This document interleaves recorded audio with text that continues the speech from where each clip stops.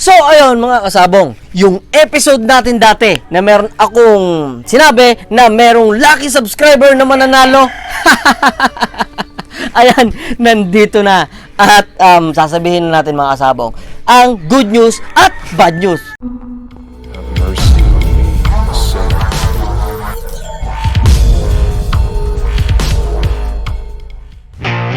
Magandang araw sa ating lahat mga kasabong. Yun, nandito tayo ngayon sa episode 10 ng ating Sabong Pinas YouTube channel. Yun, palakpakan muna tayo dyan.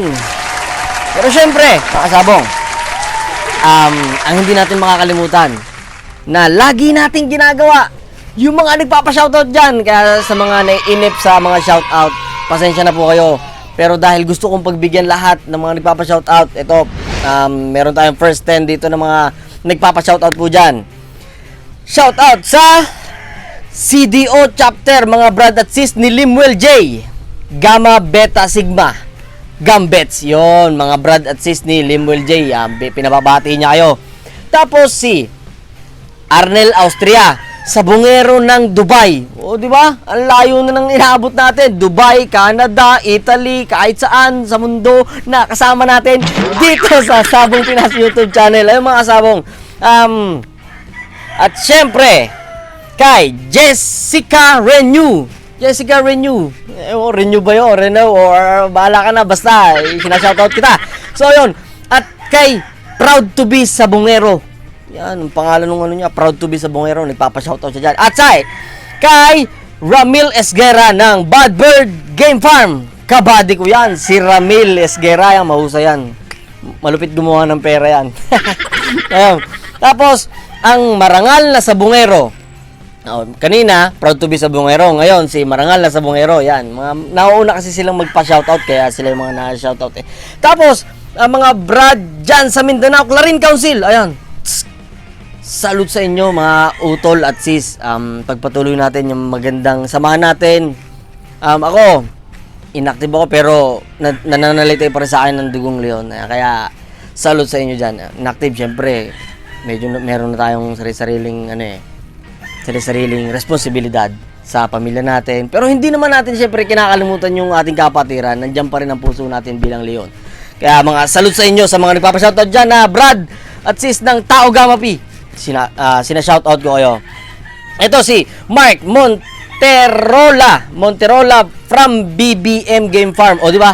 Yung mga malalawak na malalaking farm gusto rin magpa-shoutout dahil marami na tayong subscriber eh. Kaya nagpapasalamat ako sa lahat ng sumusubaybay sa atin, kasabong. At si Edwin Asanon.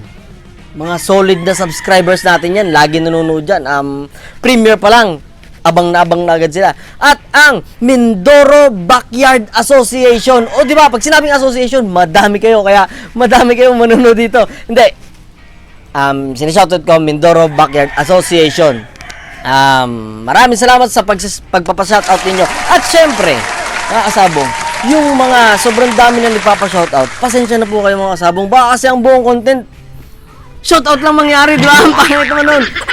Kaya, every 10, yun po ang ating SOP, Standard Operating Procedure po natin. At syempre mga kasabong, maalala ko lang, marami kasi nagpapa-shoutout sa atin dyan na taga-ibang bansa, tulad yung kanina, taga Dubai, taga Canada, taga Italy, taga kung saan man dito sa mundo. Mga kasabong, doon sa mga seller natin dyan dito sa Pilipinas, nakikiusap naman po ako sa inyo na wag na tayo mambogus, wag nating ibogus, lalong-lalo na yung mga OFW na nandun sila sa malayo, nandun sila sa malayo. Siyempre, gusto nilang masuportahan yung hilig nila eh. Gusto nilang, tawag dito, madugsungan yung kasiyahan nila kahit nasa malayo sila. Pero yun mga kasabong, gano'ng kahirap nung ikinasa malayo, tapos pumupundo ka. Huwag nating gulangan mga kasabong dahil malayo sila dun eh. Tandaan nyo, ayoko nang makulit dito! Tutusin, kayang-kaya naman talaga. Dahil marami pa rin sila na nagtitiwala sa ating mga seller dito sa Pilipinas. Mga kasabong doon sa mga nangbobogos dyan, para ibahin na natin linya natin. Dahil wala naman tayong magandang maidudulot sa kahit sa pamilya natin. Oo nga, nabogos mo siya ngayon. Let's say, sabihin natin, 5,000, 10,000, naloko natin sila. Hindi naman sila maghihirap dun eh. Di ba? Hindi sila maghihirap dun. 10,000, 5,000, naloko mo sila. Malulungkot sila, syempre. Oo, malulungkot sila. Pero hindi natin sila kayang Hindi kabawasan sa kanila yun dahil marami silang pera. Alam mo kung kanino kabawasan yun? Sa'yo. Kasabong. Mas nakakaawa ka eh. Dahil may balik yan. Kung anong ginagawa nating pangit sa kapwa natin, yun yung magre-reflect sa buhay natin. Kaya kasabong, naawa lang kasi ako dahil siyempre may mga nag-inquire sa akin na kasabong ganito ganyan. Kasi kami mga seller dito sa Pilipinas naapektuhan eh. Naapektuhan kami na ultimong pati kami mga legit. Marami naman talaga legit eh. Pero madami ding maluloko. Kaya mga kasabong, kung mapapakiusapan ko kayo mga kasabong, wag sila ang number 1 na wag natin lokohin. Dahil nandun sila, malungkot sila, nagpapasaya sa kanila yung manok, tapos lulukuhin pa natin sila. Nagbibiro lang naman ako eh. Ang hirap naman sa pakiramdam din nun. Kahit pa sabihin natin hindi sila maghihirap doon, pero mabigat sa loob na suportahan mo yung hilig mo sa pagmamanok, tapos lulukuhin ka lang ng bogus na seller dito sa Pilipinas. Kaya nakikiusap ako sa ibang naluloko dyan, sa mga ibang nambobogus dyan, mga kasabong. Suportahan tayo para mapalawak kung ano man yung hilig natin. Ayun mga kasabong, siningit ko lang. Pasensya na kayo dahil medyo humahaba yung ating kwentuhan. Pero ayan, lahat yan may laman mga kasabong. Kaya, ayun.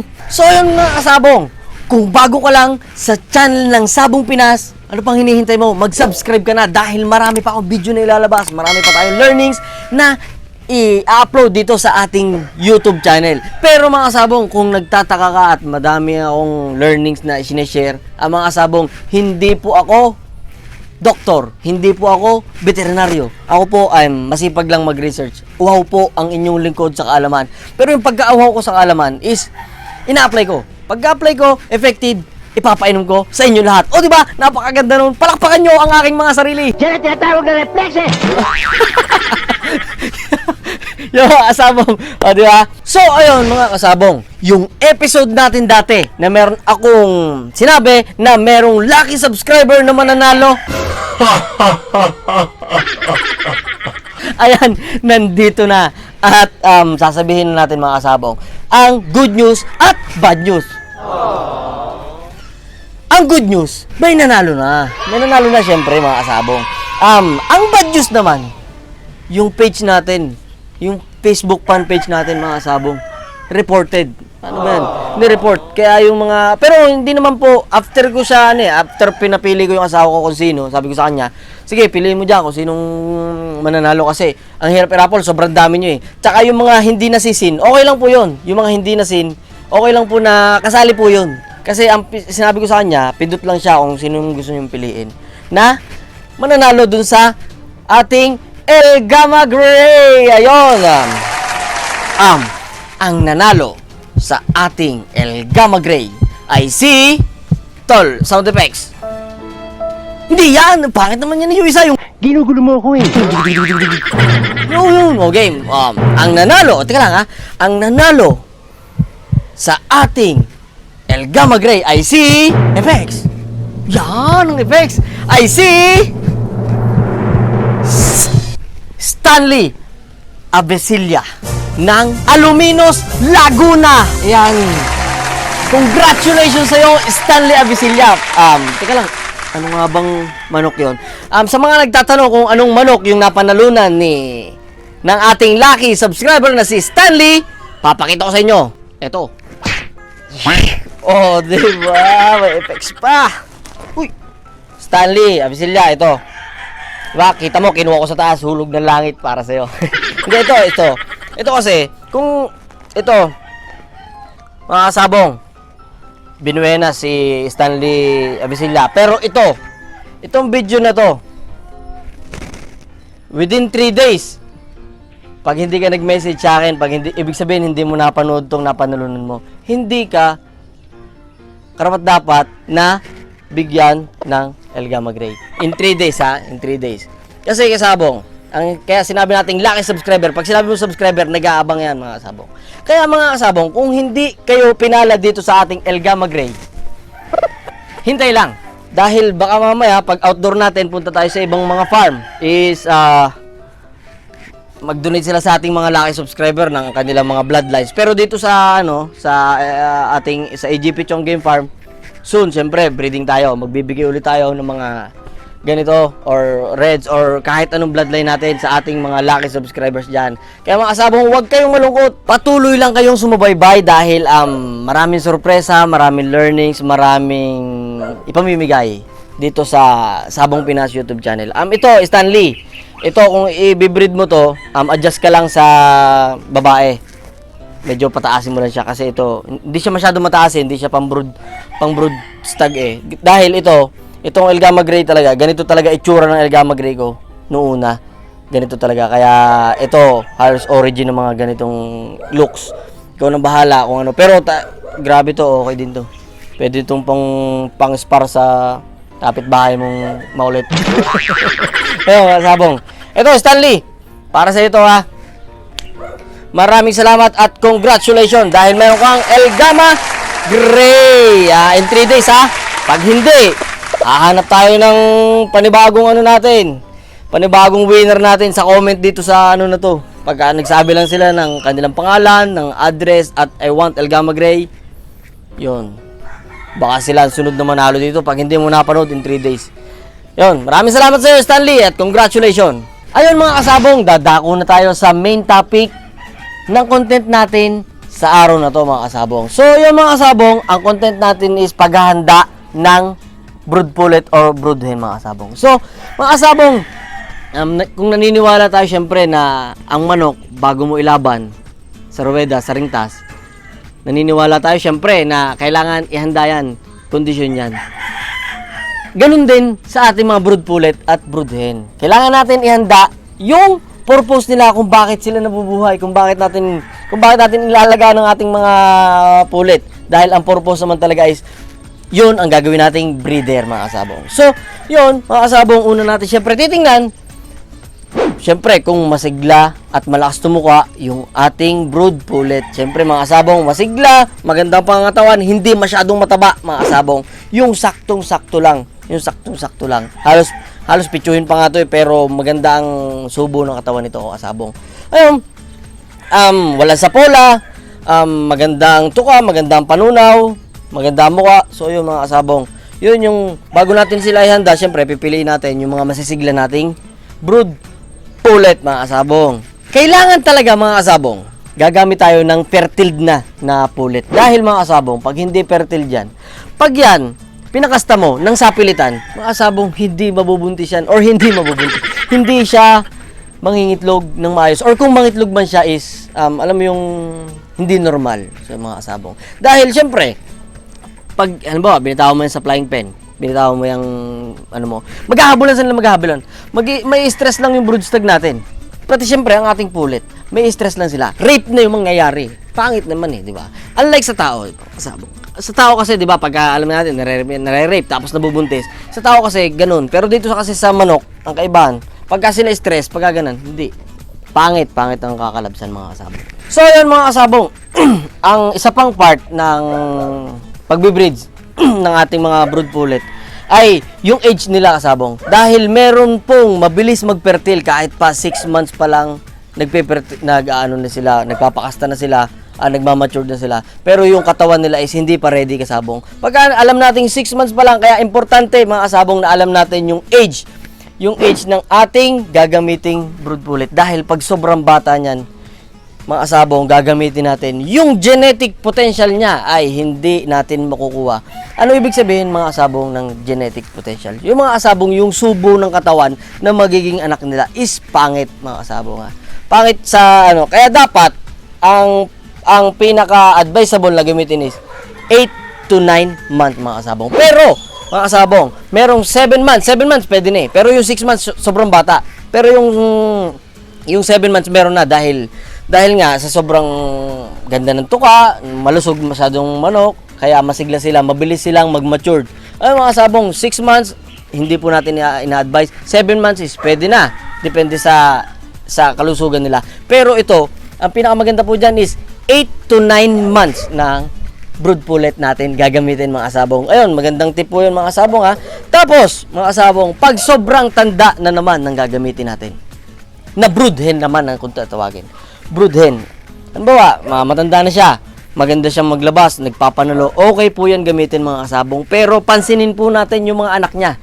Kung kung pare-parehas pa rin po yung nagiging labas ng anak. Dahil mga kasabong, kapag ang ating brood hen po ay umabot na ng 4 years to 5 years old, mga kasabong, pangit na po mga kasabong. Doon na lumalabas yung mga abnormalities, yung mga kasabong. Masyado nang lumalabas yung mga ganito yung paa, kuba, putol yung pityo, mga kasabong. Oo naman, naglalabas naman talaga ng mga ganan, pero majority sa mga matatandang brood hen natin nagagamit. Mga kasabong, kung panalo na, kung nagpapanalo na yung mga anak niya, kunin na lang natin, pabataan natin yung gagamitin natin brood pullet. Pabataan natin. Kung nagpapanalo yung anak ng matanda na yun, i-resign na natin. Pero bago natin siya i-resign, mag-breed tayo na makukuha natin na ganun pa din yung linyada niya. At kamukhang-kamukha niya, ayun, mas maganda yun mga kasabong. Dahil mas mapapaikot natin yung ginagamit nating bloodlines. So ayun mga kasabong, inuulit ko.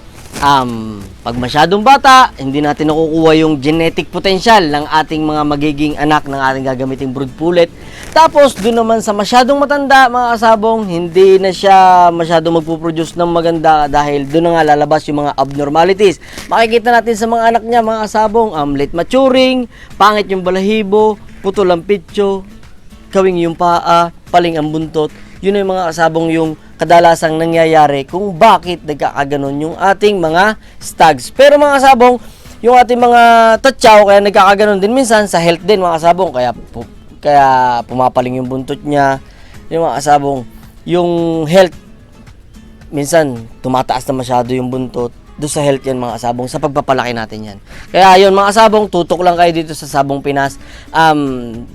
Dito simula ako sa pagpili nung brood pullet hanggang sa paghahanda ng brood pullet, pagpapakasta, pagpapaitlog, pagpili ng itlog, pag-disinfect, yan mga kasabong, nandito yan. So yun, ituloy natin yung ating tinatakil ngayon, ha? So ayun kasabong, ang dagdag lang din, kung sakaling gagamit ka ng bata na pullet, kung wala kang magagamit na bata na brood stag, is yung kahit yung mas maedad sa kanya, parang isang matanda at isang bata. Ganon din sa brood hen. Kung gagamit ka ng brood hen, mas magandang gamitin is stag na brood stag na mas bata sa kanya. Halimbawa, wala kang gagamitin na stag, brood stag at brood pullet. Pero mas maganda talaga 'yon pag gagamit ka ng brood pullet at brood stag. 'Yon, maganda 'yung kasabong. Kung tawagin 'yun wasari. Alam niyo 'yung wasari? Sariwa. Di ka kasabong 'yon. Tapos, kung halimbawa nga, yun nga, tulad ng sinabi ko kanina, kung matanda na, gamit tayo ng bata na ganun lang, kabilanan lang yung mga kasabong. Ayun mga kasabong, siguro naman naniniwala tayo na namamana ng anak kung ano man yung magandang karakteristik ng magulang. Yung mga kasabong, naniniwala tayo, di ba?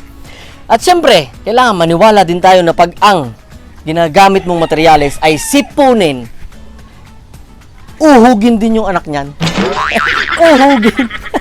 Pangit naman yung mga kasabong, di ba? Kaya yun yung itinitakil natin ngayon. Kailangan malusog yung gagamitin natin na materyales, mga kasabong. Una, tandaan natin, syempre, papaliguan natin yan bago natin, na-priming na natin, na i-condition na natin siya, na maganda na yung katawan niya, wala nang sapola. Pag umpisa na tayo ng breeding, mga kasabong, una, syempre, papaliguan natin yan. Papaliguan natin yun ang first step. Papaliguan natin yung ating mga gagamiting materyales. Brood pullet at brood stag. Yan, papaliguan. Tapos, after mo mapaliguan, kinabukasan, pwede mo nang purgahin. Purgahin na kasabong. Para yung kanyang, syempre, ang kailangan natin dyan is magandang similya. Pagka marami siyang bulati sa katawan, hindi siya magpuproduce ng magandang similya. Yung mga kasabong. Purga, una paligo, tapos the following day is pwede mo nang purgahin. Yung mga kasabong. Purgahin. Tapos, pagka napurga mo na siya the following week, pwede mo na siyang baksinan ng ating mga binabaksin natin dyan. Ang primary natin na, syempre, ang mga basically ginagawa nating pang purga is B1, Lasota, Gumboro. Yung mga kasabong, ini-inject din po, binibigyan din po natin yan ng ang ating mga materyales. Pero sa pulit lang po yun, sa mga babae lang po na nagbabaksin tayo. Sa mga ganador naman, yung mga recommended sa mga komersyal, mga ganador max, kung ano mas magandang gamit natin. Pero ang gamit ko kasi dito is yung yung ganador max. Tapos sinusuportahan ko sila na weekly. Broodstag pinag-uusapan natin, weekly Bellamil. Yung Bellamil ginagamit ko. Tapos mga sabong, yun nga, B1 una, tapos the following week sundutan mo ulit ng Gumboro, sundutan mo ng Lasota. Dito kasi sa amin nagdadagdag kami dito ng ng mycoplasma. Gumagamit kami ng mycoplasma kaya nagbibigay din kami. Pero syempre ang halos viewers naman is mga backyards lang din kagaya ko. Pwede na din po muna yung para makatipid din tayo, B1, Lasota, Gumboro, Foul Packs, yan mga sabong. Yun po yung primary na kailangan ng ating mga pulit. Dahil mga sabong, yung akala natin sa sisiw lang binibigay yung mga sabong. Hindi po, mas maganda po binibigyan natin yung mga brood pulit na gagamitin natin para pag nag-inject po tayo o pag nagbigay po tayo ng vaccine sa mga sisiw natin is mabilis po niyang tanggapin yung vaccine at hindi po siya masyadong stress dahil namana na ng anak yung health, yung wellness ng ating mga ginagamit na materyales. O di ba mga asabong, tip lang din po yan dahil mga asabong, kadalasan ginagawa lang po natin yan sa ating mga pulit mga asabong. Pero hindi po ginagamit po natin yan sa ating mga ginagamit na materyales. Yun! So yun kasabong, nandito na ako ngayon sa kabilang pwesto, mainit na. Hindi kita matutulungan. Suluhin mo yan. Mainit na dun sa kabila nasusunog na ako sayang yung glue sa tayo natin Hindi lang. Ayun mga sabong, natapos na tayo sa pagbabaksin. Recall lang ulit, pagkapaligo, purga. Pagkapurga, vaccine. Pero yung vaccine po, hindi po dire-diretso weekly po yung pagitan niya. Halimbawa ngayon, mga kasabong, nagbigay ka ng vaccine. Halimbawa, nag-B1 ka ngayon sa mga pulit natin ng Martes. Next week, Martes din po ulit. Next week, Martes din po ulit. Huwag po nating lilipasan. Pwede bukas na yan. Hindi, mga kasabong. Para linyado, para organize tayo, kasabong. Bukod sa organize tayo, maganda na yung dapat alam natin kung anong araw tayo nagbabaksin mga sabong. So yun, natapos na. Nasa breeding stage na nagpapakasta na. Magpapakasta na yan mga sabong. Yun na, bibigyan na natin, kailangan natin bigyan sila ng vitamin A, D, and E. Breeder ADE mga kasabong. Bibigyan natin siya doon sa tubig mga kasabong. Ihahalo natin ngayon sa tubig yung breeder ADE.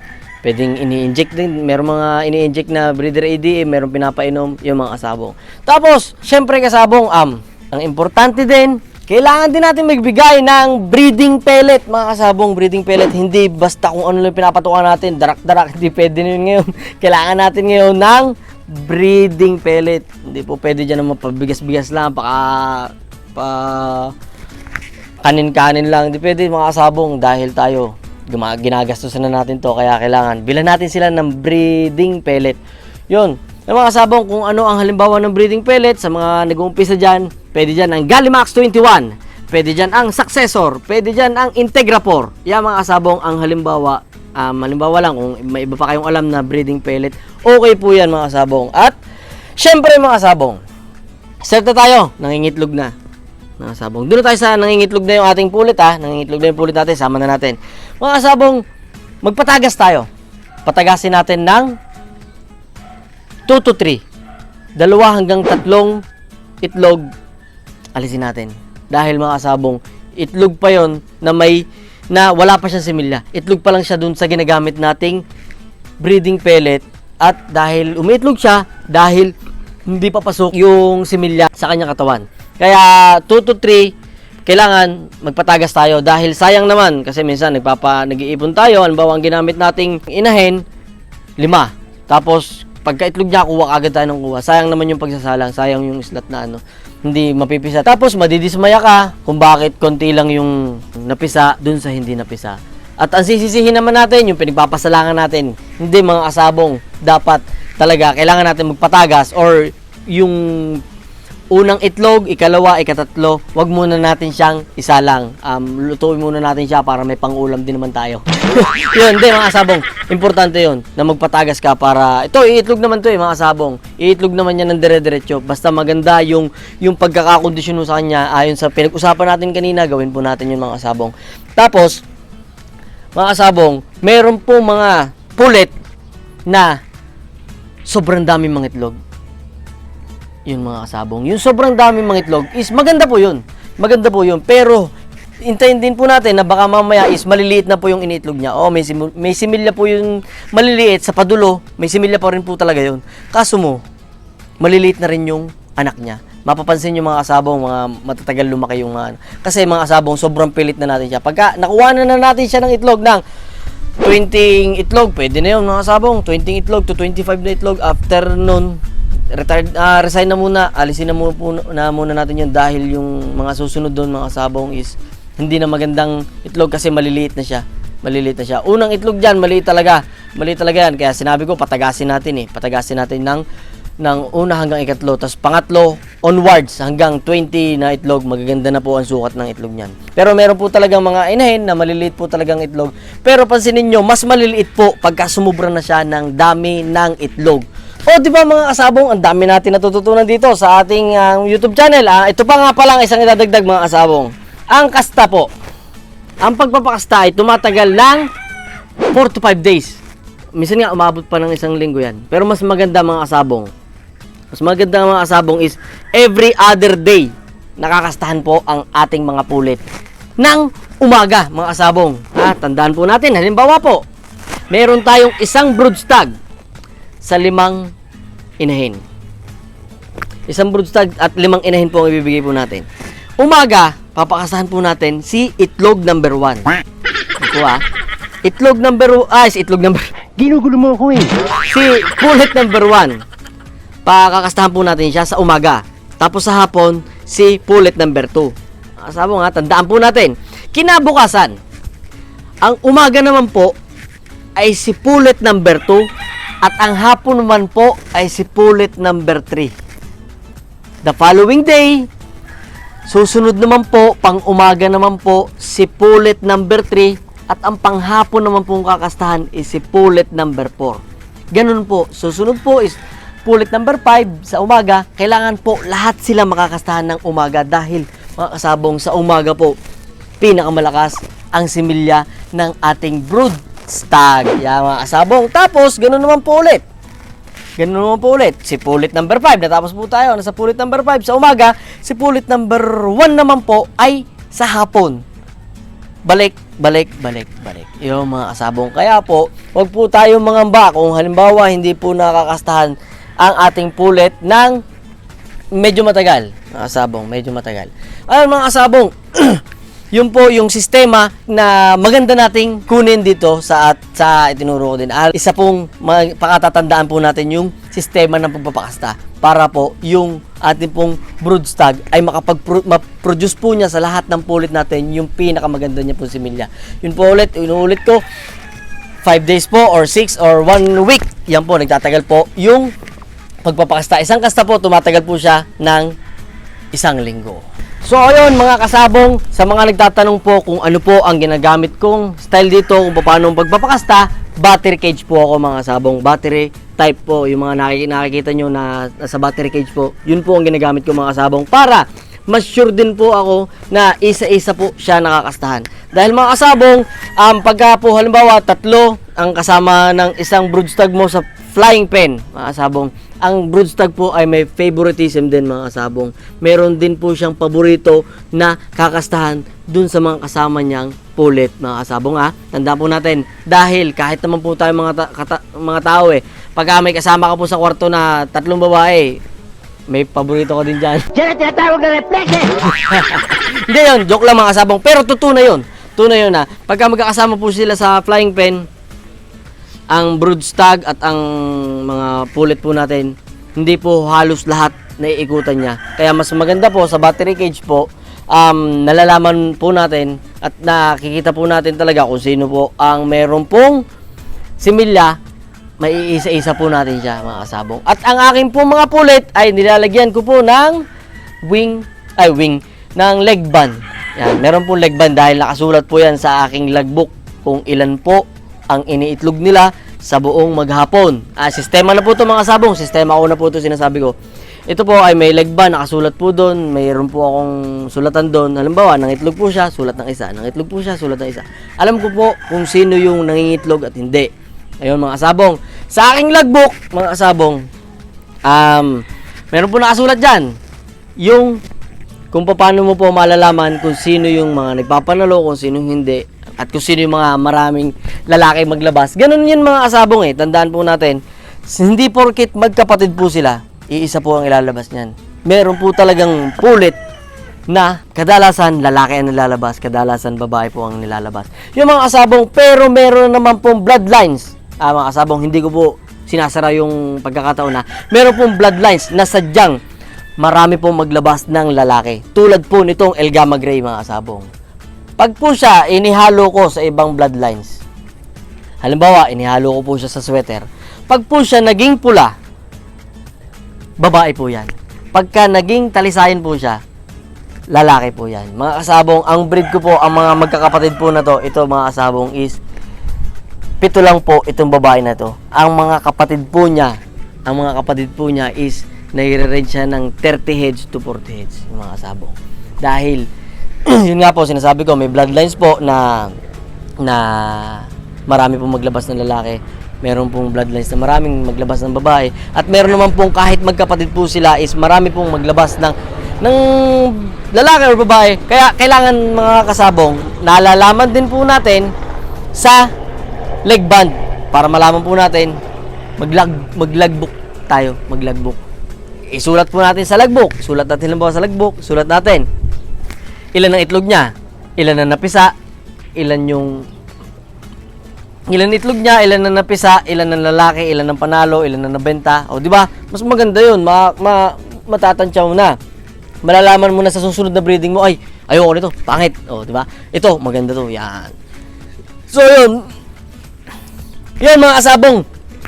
Hanggang doon na lang muna yung ating pagtatalakayan ng ating content sa araw na to mga kasabong madami-damit, mahaba-haba na yung ating napag-usapan madami na kayong natutunan dun sa dahil yun, napag-aralan ko din yan nung mga nakaraan, sinubukan ko yung mga turo nila sa akin, pinagsama-sama ko, nakuha ko, ganun pala. O di ba? I-share ko sa inyo yung ating kaalaman sa paghahanda ng pulit, pagpapaitlog ng pulit, proseso ng pagkuha ng itlog yung mga kasabong. At huwag kayong mag-alala sa mga susunod na upload. Tuloy-tuloy po yan. Sabayan nyo po ang breeding ko, mga kasabong. Para malaman po natin kung paano yung pagpapalaki. Dahil mga kasabong, yung pag-iipon ng itlog, yung mga susunod, yun yung mga itatakil natin para hindi tayo ligaw. Mga kasabong. So ayun mga kasabong, dito na natatapos yung ating talakayan sa araw na to. Mga kasabong, sana hindi kayo magsawang sumubaybay dahil marami pa tayong i-upload ng mga videos para sabay-sabay tayo matuto mga kasabong. Kaya huwag kayong magsasawang sumuporta dito sa ating Sabong Pinas!